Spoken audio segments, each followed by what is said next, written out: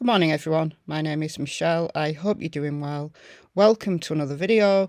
It is Wednesday morning and I guess this video is aimed at the people who are most likely not to watch this video, quite frankly. I've got to say, I'm becoming a bit defeated and demoralised by the true crime community at the moment. And although I've got Nicola Bulley's face on the thumbnail, this isn't a video specifically about the Nicola Bulley case. It's just that the Nicola Bulley case has been the most recent in a long line of cases where I've become incredibly disillusioned. I think the Nicola Bulley case has brought in people to my channel who wouldn't normally watch it, and the comments have been pretty negative. And I think for that reason, I've seen it a lot more in this case than perhaps I've noticed even in other cases. But this is just an example, just the latest in a long line. So what I'm trying to do in this video is not to offend anyone, not to humiliate anyone. I can be sarcastic, I get that, right? It's just my northern humour. What I've been trying to do in my recent videos on the Nicola Bulley case is give the facts, and give the facts time and time and time again, if I have to. And I'm still not getting through to people the most basic information that this is not a crime. This is not a crime. However Nicola Bulley got in that river, she didn't get there through crime. But there's a wider issue here, and in this video we're going to discuss that.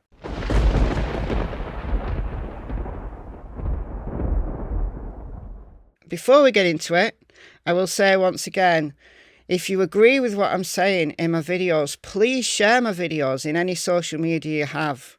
I'm just trying to counteract the nonsense in making these videos. So please share my videos on any platform that you've got access to anyone who you think might not watch these videos normally and who might benefit from them.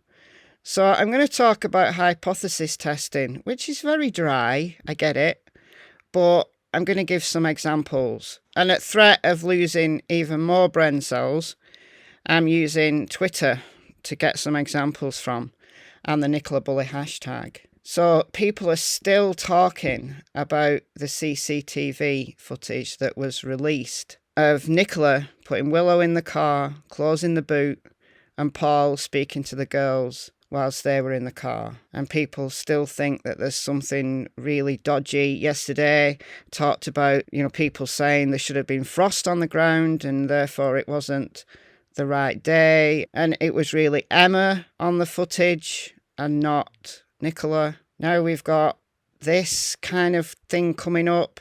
I'm thinking it's got nothing to do with the CCTV theories, distraction tactic.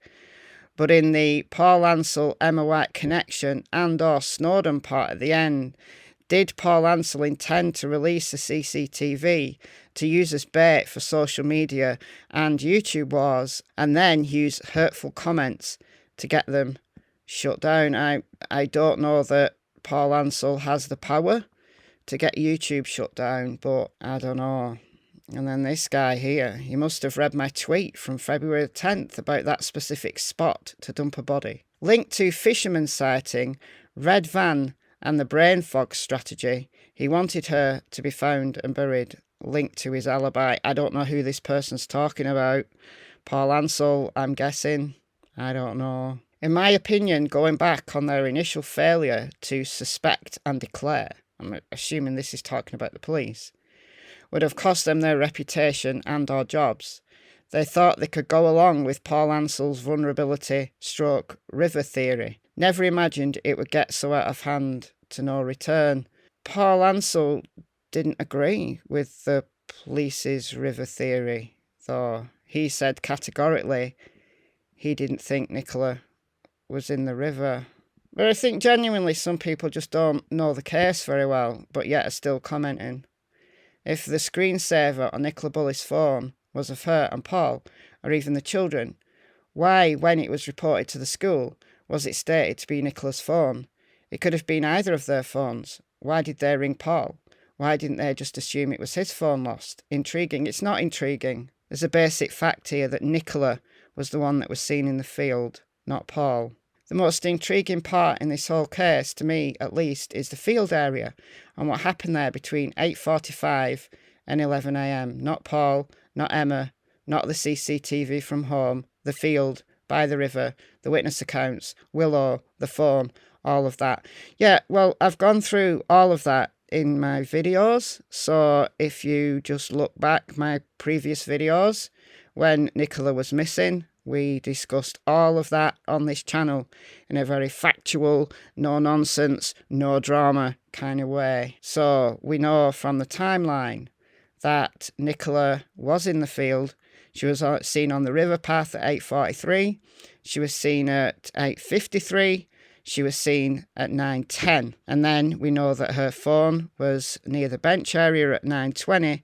And then we know that she'd gone by 9:33 when Willow was found running around looking worried around that bench area. I believe that between 9:20 and 9:30, when she should have logged off that Teams call, is when she fell in the river. I believe she fell in the river at the bench area because Willow stayed there. These are very basic facts, and I talked about that at length. This video is not specifically about the Nicola Bulley case. As I said, this is the latest in a long line of cases where people have jumped on a theory and stayed on that theory despite evidence piling up to the contrary. But there's a wider issue on social media that I have discussed before, and that's about blame. When someone goes missing, social media jumps on the blame train. Unfortunately, that is very damaging to the people that are being blamed. So the family, the friends, anybody who's prepared to speak out, a witness even. In the Nicola Bulley case, we've seen people in the village being hounded, being accused. So it's way beyond Nicola's family and friends. This is just people in the village are being blamed, accused, harassed. In what world is that right? In what world does anybody have the right to do that? And you might say, well, yeah, everybody's got a right to free speech. And yeah, free speech is one thing. But also people have the right not to be harassed, not to be hounded, either on social media or in real life. They have a right not to have their businesses destroyed. They have a right not to have their children upset. They have a right not to have their properties trespassed upon, broken into. Free speech is one thing. Responsibility as a human being towards other human beings is quite another. And that's what we're really talking about, isn't it? People who have an interest in true crime, people who create content on true crime, whether it's on YouTube like me or on other platforms, all have a responsibility to do it in a way that is respectful. Theories, one thing, right? Theories, we all have them. We all have opinions, and it's fine to theorise. This is how investigation works. But what we don't have, and absolutely shouldn't have, is what some people believe as their God-given right to go and abuse people, harass people, hound people. No, that's not true crime. That really isn't. That's using the true crime genre to have some kind of, I don't know, is it an ego trip? I don't know what it is, but it has to stop. It really does. But every single case, we see the same thing on social media. And then when a case is solved, there's people who still won't let go of their pet theory. The Kylie Rodney case is an obvious one. Yeah, when Kylie was missing, it was a massive mystery. And I, amongst many other people, theorised. You know, we saw red flags in the things that certain people were saying. And discussing a case, not a problem with that. But it's when it goes to that extra level of harassment and blame where it shouldn't be, and then refusing to let it go when that's been proven wrong, is a really, really big problem. Recently, I talked about the Kylie Rodney case. I think the title of the video was, "Is Nicola Bulley the new Kylie Rodney?" or something along those lines. I'll leave a link to that video in the cards. And I had people in my comments section saying, Yeah, but the fire cam footage in the Kylie Rodney case was fake, and Kylie was murdered. And people are refusing to do the most basic amount of research that would show them that that fire cam footage is genuine. It's genuine, guys. And what we see in Kylie's case was a tragic accident. Yes, we had Adventures with Purpose coming out and talking about Nick, the tow truck guy. And I believe that. I believed that Nick must have been telling the truth. Why would a respected organisation like Adventures with Purpose put him on their channel if they didn't believe he was being truthful? Maybe they did believe he was being truthful. Maybe he believed he was being truthful. Maybe it was an innocent mistake of identity. We could be cynical and say maybe Adventures with Purpose exploited the situation for views and for ad revenue. Maybe they did. What rapidly followed after that case had ended was this stuff coming out about Jared Lysek. And it made a lot of people, including me, look at that organisation very differently. And yeah, a lot of people left, like Doug and Nick, they left, didn't they? But yeah, anyway, Kylie was a tragic accident, and people still, even now, absolutely refuse to acknowledge that it was. It's like some people have a mental block that you're way more likely to die from an accident of any kind than being murdered. Way more. Many, many, many times more. So if you just take the numbers game, just take the basics of statistics, any given missing person's case, statistically speaking, is way more likely to be an accidental death than a murder. But us in true crime, we talk about murder a lot. So if it quacks like a duck and it waddles like a duck and it swims like a duck, it must be a duck, eh? You know, a person goes missing and there's a mysterious circumstance and it could be suspicious, then we automatically assume it's murder. But statistically, it's way more likely to be an accident. It's way more likely to be an accident than a suicide.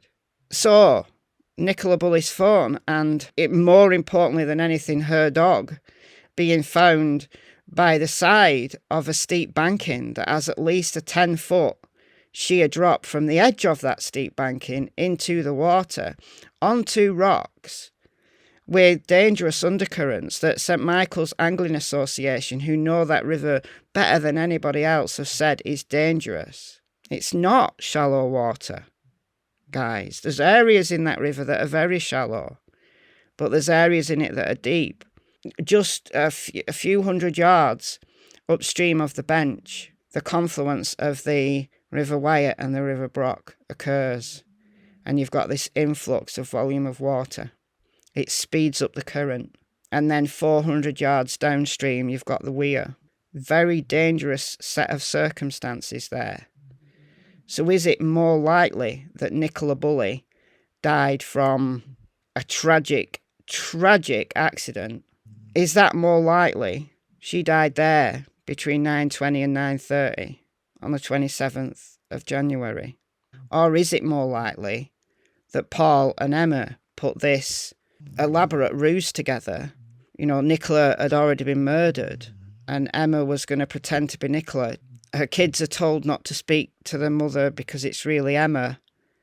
I mean, these really bizarre, convoluted ways that people think about things to maintain the theory that they've got. And sometimes people are absolutely convinced, and what they're actually experiencing, sometimes a very common psychological phenomenon.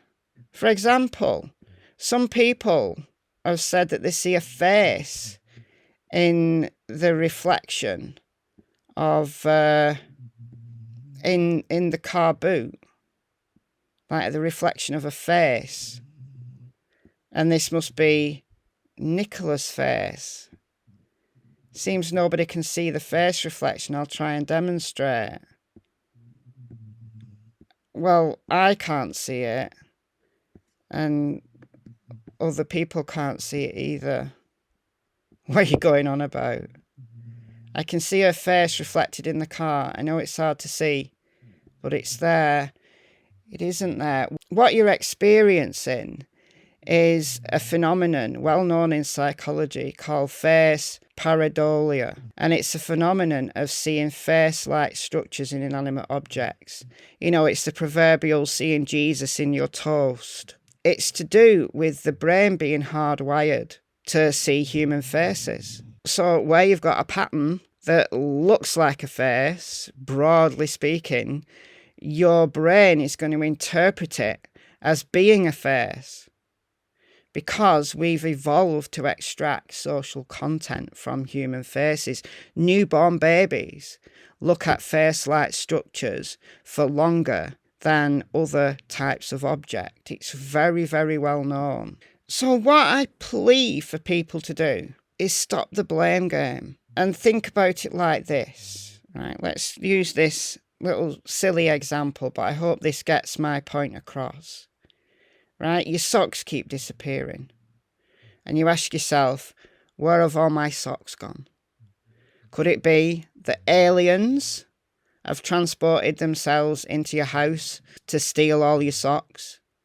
And if you really believe in aliens and you believe that aliens come down to Earth and steal things, then that is going to be your preferred hypothesis. But is it more likely that aliens are not to blame, that there's some other explanation as to why your socks are disappearing? How investigations work is broadly using the scientific method, that you observe a situation. In this case, it's missing socks, or it could be a missing person, and you formulate hypotheses that are testable, that you can use as a framework to test your evidence. Lack of evidence is also as important as evidence, right, guys? So in the Nicola Bulley case, the police had 3 hypotheses. 1, she was in the river. 2, that there was a third party involvement, so foul play. Or 3, that she just walked away.